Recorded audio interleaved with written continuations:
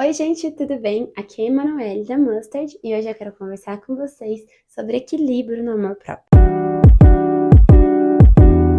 Eu tava conversando outro dia com o meu marido e a gente achou uma foto nossa de 12 anos atrás, quando a gente saiu a primeira vez. Eu tinha 17 e eu já tinha 21. Aí, assim, eu até olhei pra foto e falei, nossa, como a gente era cafoninha, sabe?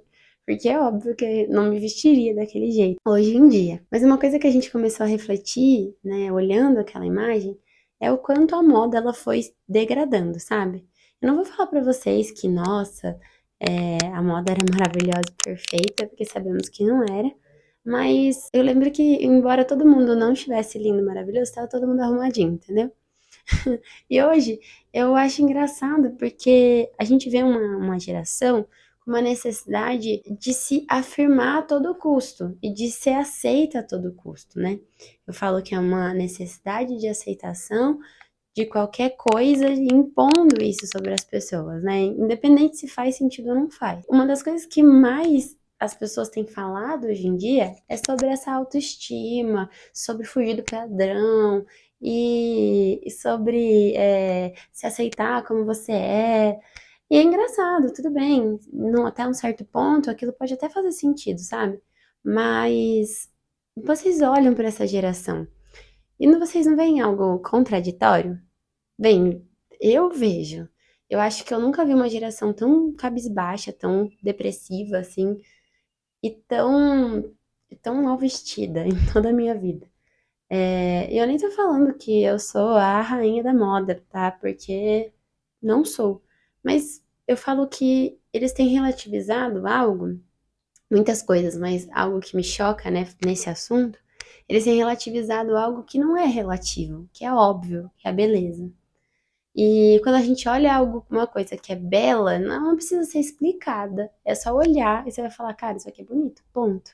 Ah, mas por que é bonito? Não, não precisa me explicar o conceito de um IP. Eu olho para aquela árvore e falo, é lindo, ponto final. E enfim, isso pode levar a gente aqui nessa conversa para muitos lugares, né? Mas eu acho que essa relativização toda dessa geração ela tem uma raiz em uma filosofia que chama humanismo.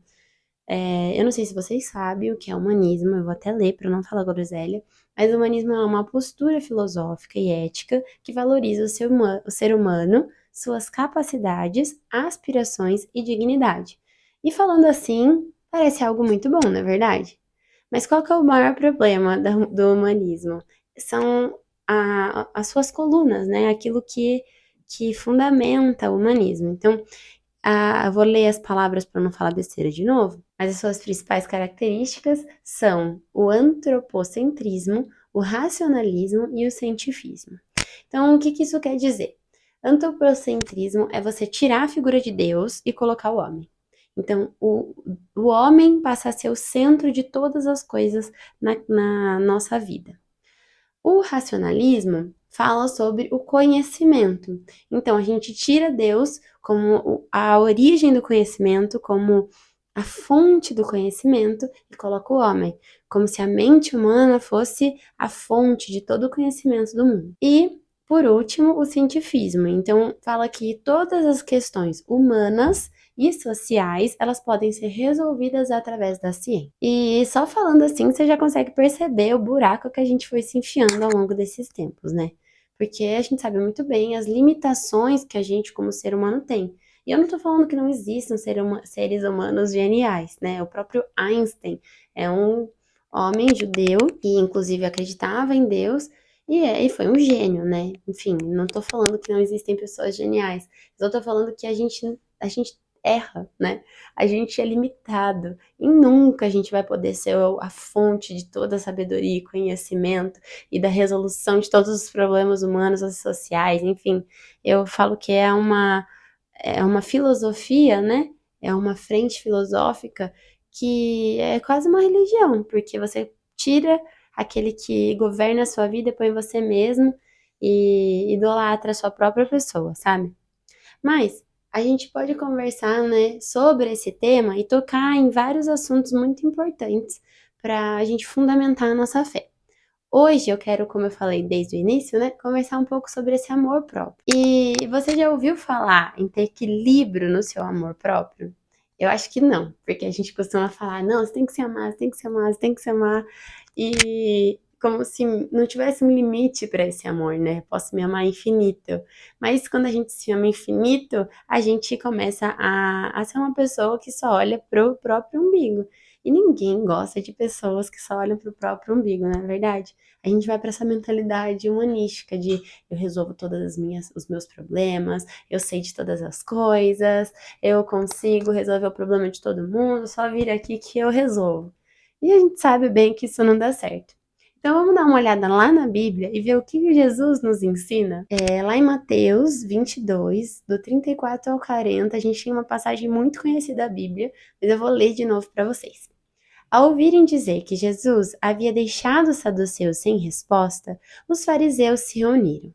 Um deles, perito da lei, o pôs à prova com essa pergunta: Mestre, qual é o maior mandamento da lei? Jesus respondeu: Ame ao Senhor, o seu Deus, com todo o seu coração, com toda a sua alma e com todo o seu entendimento. Esse é o primeiro e maior mandamento. E o segundo é semelhante a ele: ame ao seu próximo como a você mesmo. Desses dois mandamentos dependem toda a lei e os profetas. Eu não vou ser hipócrita para vocês de falar que eu sempre olhei para essas questões da maneira correta. Porque erroneamente eu falei por muito tempo a seguinte frase: Gente, se Deus mandou amar o próximo como a mim mesma, eu tenho que me amar.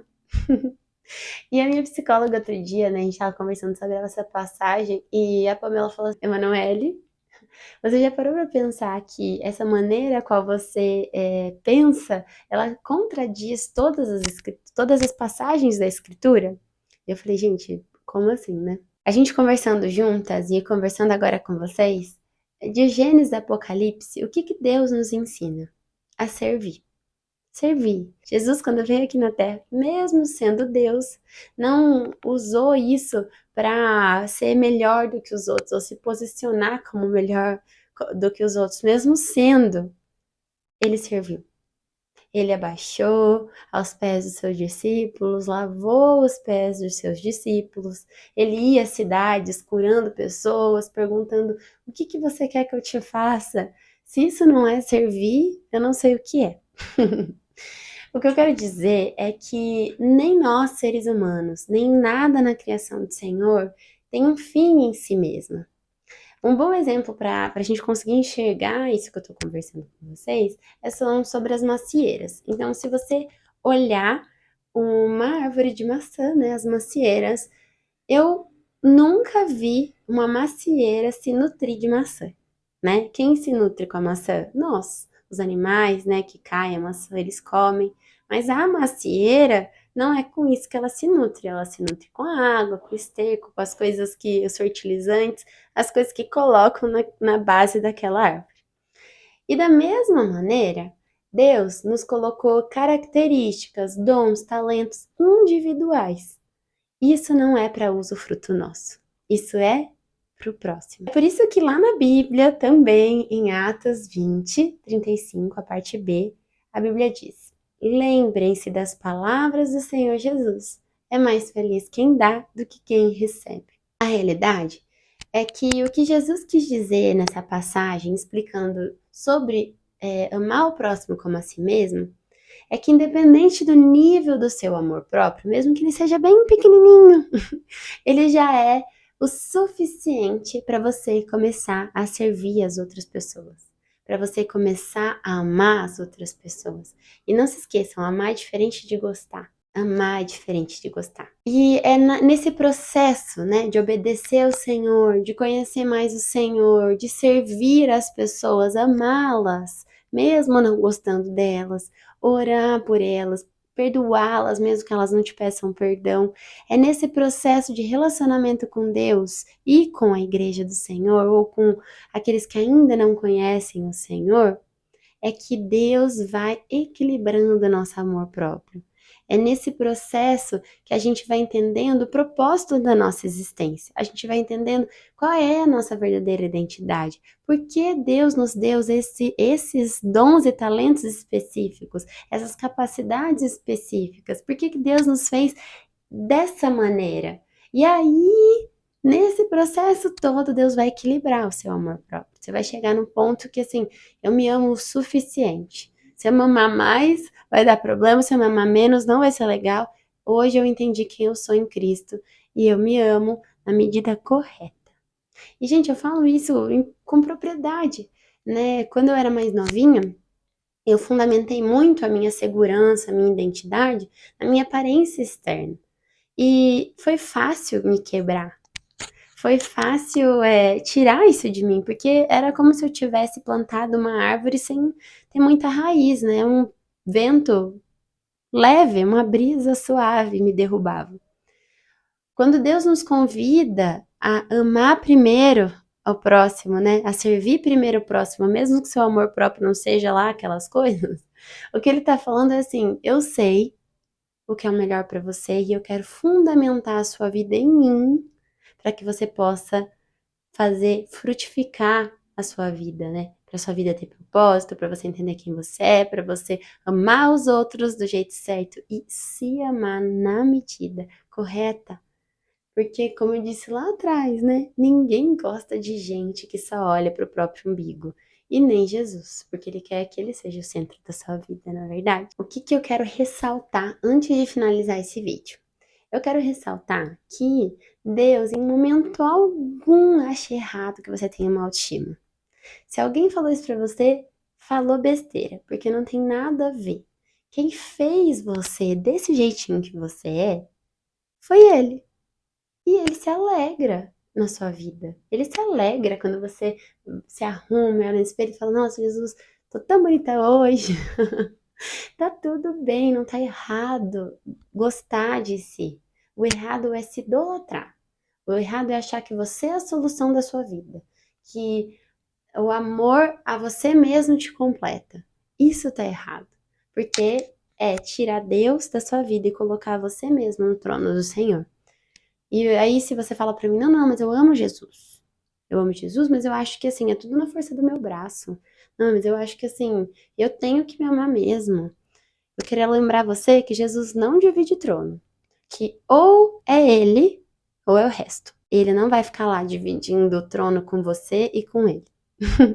Ele tem que ocupar o trono todinho sozinho. E eu te garanto, gente, se você estiver insegura, né? A gente que é mulher tem mais essa coisa da feminilidade, de se cuidar e tudo mais. Eu te garanto que o dia que você fizer isso, sua vida vai ser muito melhor, muito mais leve. Porque eu tenho vivido isso. Gente, eu tinha uma fissura de me olhar no espelho que era difícil, assim, me colocar sentada na frente do espelho. Eu parava de olhar para as pessoas e eu ficava me olhando. Olha que coisa ridícula, né? Dá até vergonha de falar isso. Tá? Eu era muito novinha e imatura. Então, me desculpa. E hoje, assim, eu nem lembro de me olhar no espelho, vou falar bem a verdade. Às vezes alguém fala, tipo, nossa, você não viu que você tá com esse negócio? Eu falo, gente, eu nem olhei no espelho ainda hoje. E eu fico muito feliz. Isso alegra meu coração. Porque eu vejo que realmente Deus tem se tornado cada dia mais importante pra mim. E eu não sou tão importante assim. Eu me amo no ponto certo. O que eu ia falar pra vocês também? Né, sobre isso de colocar a gente mesmo no centro, não esqueçam, né? A Bíblia diz que somos escravos daquilo que nos domina. Então, se a gente começar a se amar demais, a gente vai ser escravizado por esse amor. E é por isso que Deus sempre fala sobre equilíbrio. É esse equilíbrio que vai nos dar paz, que nos vai dar um relacionamento bom com Jesus e nos dar a verdadeira liberdade.